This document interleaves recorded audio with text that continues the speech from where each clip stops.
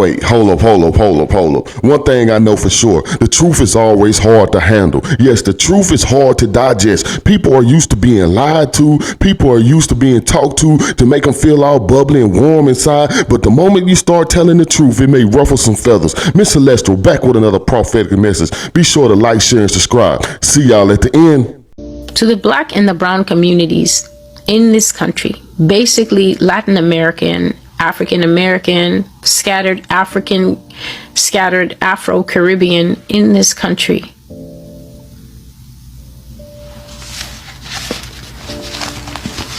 If you can't hear, you are going to feel.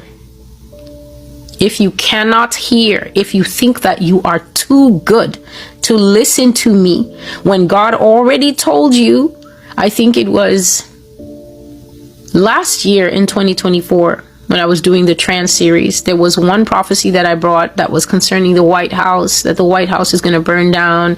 God was bringing out an open indictment of the presidents, the sodomy that they commit, the fact that there has been a long lineage of sodomites. It doesn't matter which president you want to pick, okay? In case you can't hear because you think your favorite managed to escape, it is a ritual associated with the presidency. Once they get in there, they all have to do it. None of them ever enter in there with a person who's actually a woman as their so-called companion. It's always men.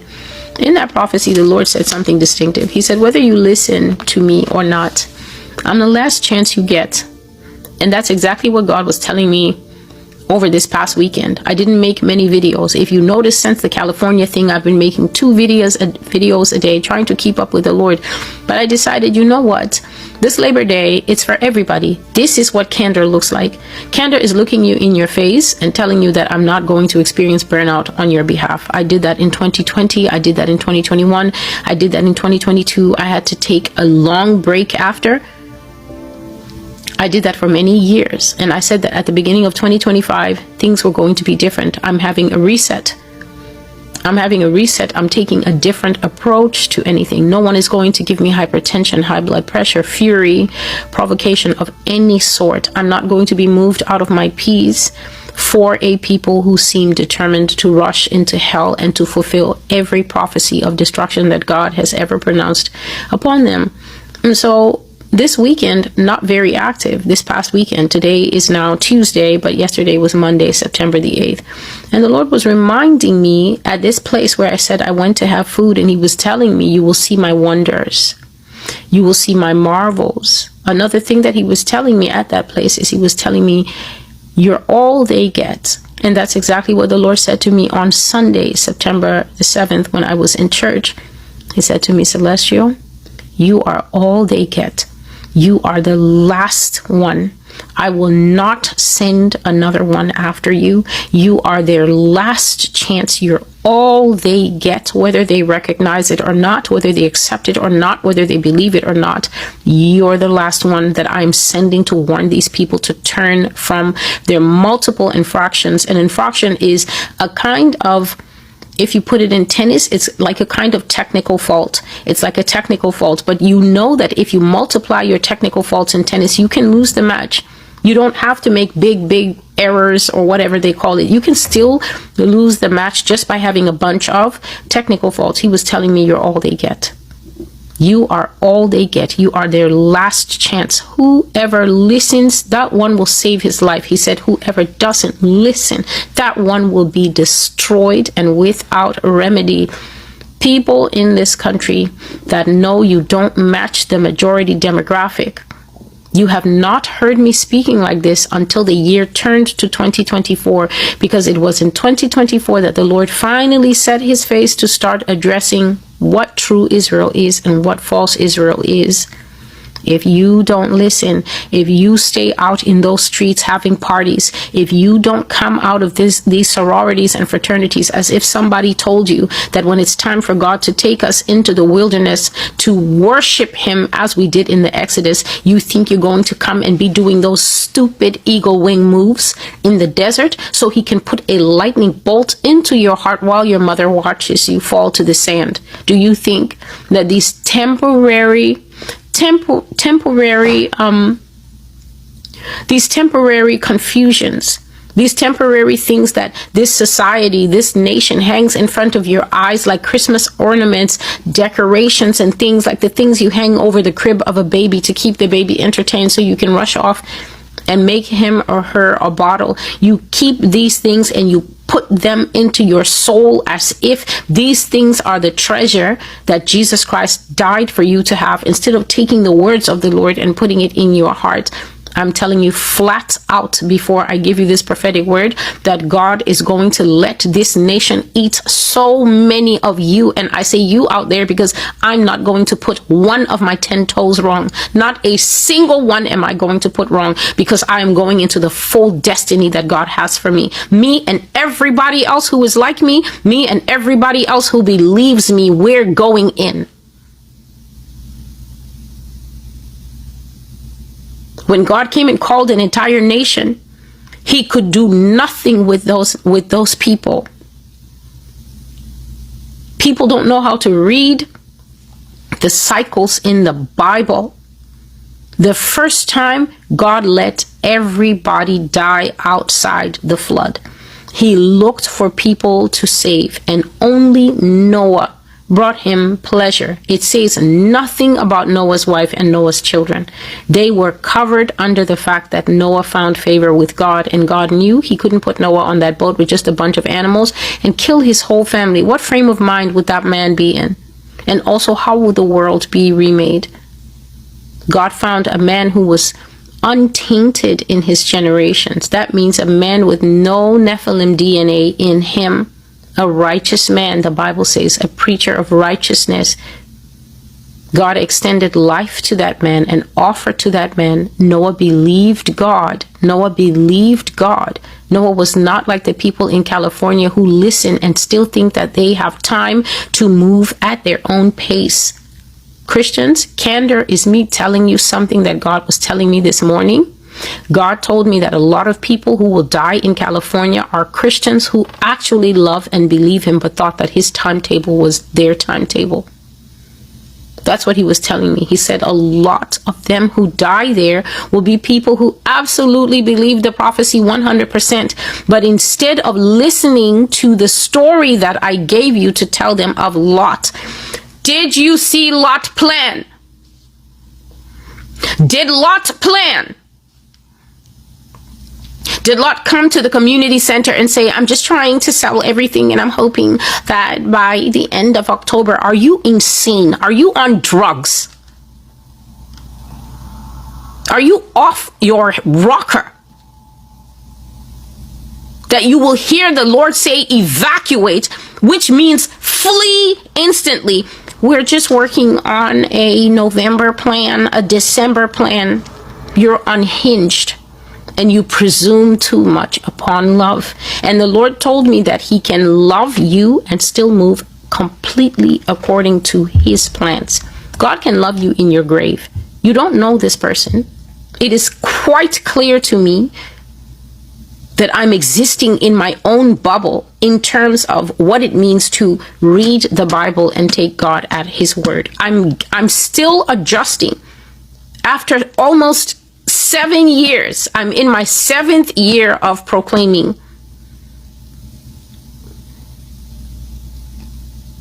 Of what it means to know that there aren't many people out there who understand that the requirement, the standard is God says something, you read it and you believe it. There's no amendments. In this Bible, God does not have the understanding that there's different interpretations, because that's not what they do.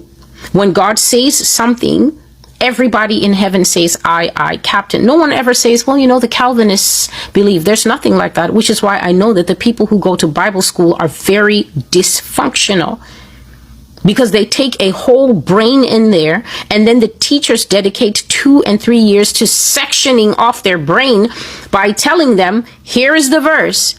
But the Pentecostalists believe this, and the Calvinists believe this, and the whoever's believe this, and the dispensationalists believe this.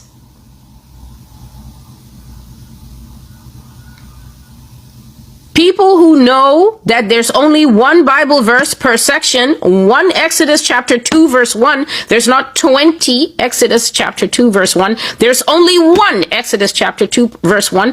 And the way to read your Bible is you read Exodus chapter 2 verse 1 in whatever language you speak, whatever it says, that's what it means. Period. You literally define whatever the words are by the Bible, put them together in a sentence structure. That is what it means.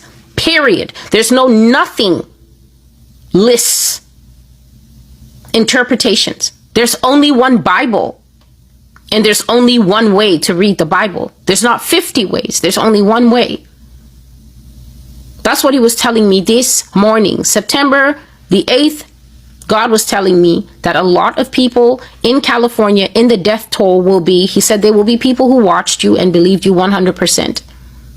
He said there will be people who are hoping against hope. I hope I can get it done. I hope that my leave will be approved. You get an analogy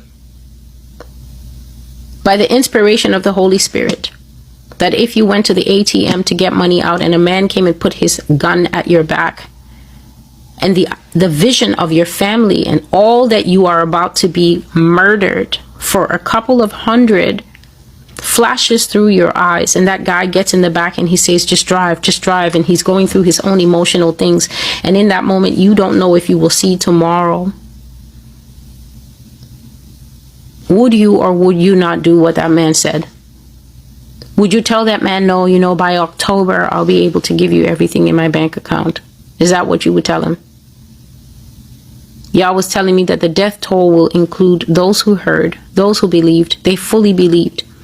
These are not mockers and scoffers. They fully believe and they want to lock in, but they have something hindering them. They have something holding their foot. And he told me even their bodies will lie in California because obedience, Celestial, for it to be obedience, it has to be absolute.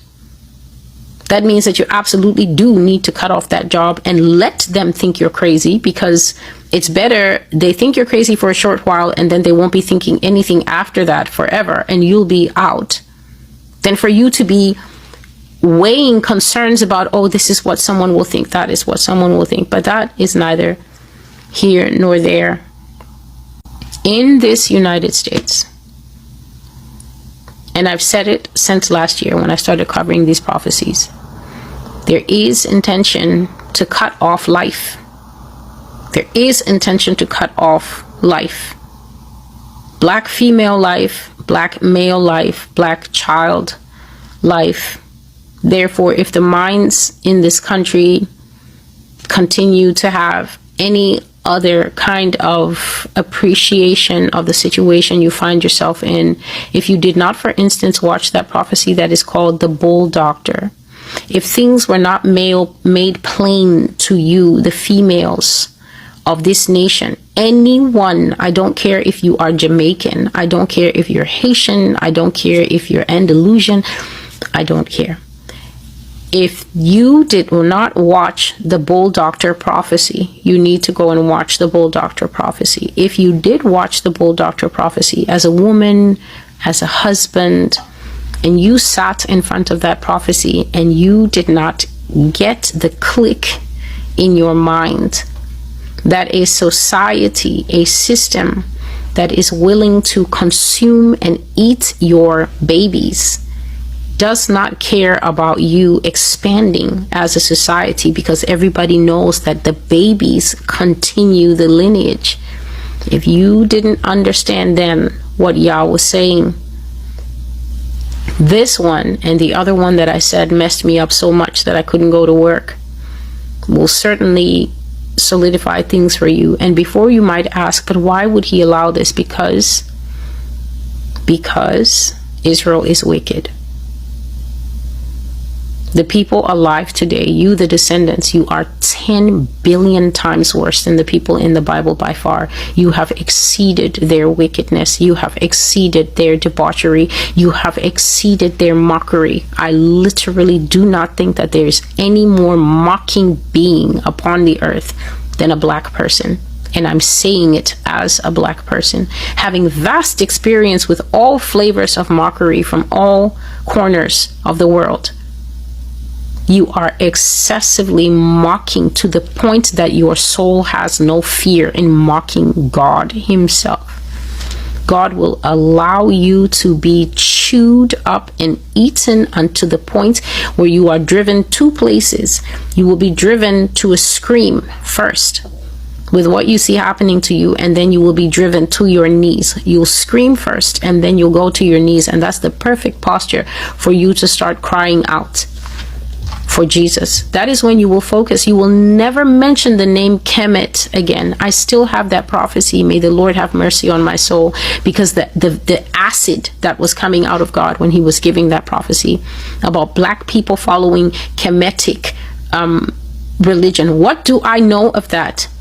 To be waking up in the middle of the night and hearing the rage of God talking about Kemet. Then you look it up, it's something to do with Egyptology, and I didn't even look into it deeply, because what does that have to do with me? My brain cells, they function properly. Why do I need to look into Kemetic religion? What does that have to do with me? You want to claim that you are people of God, and yet your entire daily regimen, from the minute you open your eyes until you lay down and close them again, the majority, it is to pursue evil, it is to pursue wickedness, it is only to do satanic deeds against the Lord, and then assume that you will be allowed to get away with it. The one who can't hear, there are multiple ways that Babylon will eat you up, and God will not fight for you. The first time with Noah, he couldn't find anyone, and so he was content to have a great global reset wherein the majority, in fact the totality of mankind, perished outside. God had to drown all his beautiful animals. He had to drown everything, because even the animals themselves were getting abused by the fallen, getting abused by both the angels themselves and getting abused by their Nephilim offspring. And now completely new brands, hybrid breeds of things were being born.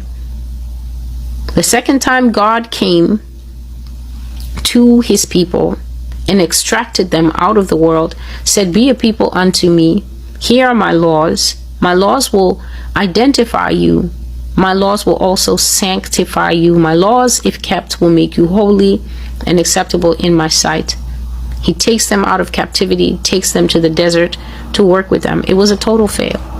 It was a total fail. Israel is a most impossible material to work with, a most impossible people.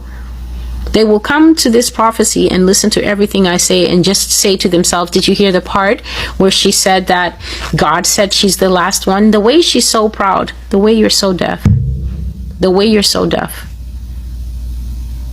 the way you're so obtuse, which means just a blunt instrument that nothing can go inside. It's like the underside of a pot directly behind your eyes. Everything goes in through the eyes and the ears. It just bounces right out. Material things, you can't hear them. Important things, you can't perceive them. Pride is literally killing you, that you can't even identify the main topic, the main salient points in a discourse. Well. Like I said, the truth is hard to handle at times. The truth will convict you. When the truth is being told, the naysayers always get mad. When the truth is being told, it's uncomfortable. It may ruffle some feathers. So I understand some of the negative comments. I get it. I know the source that it's coming from.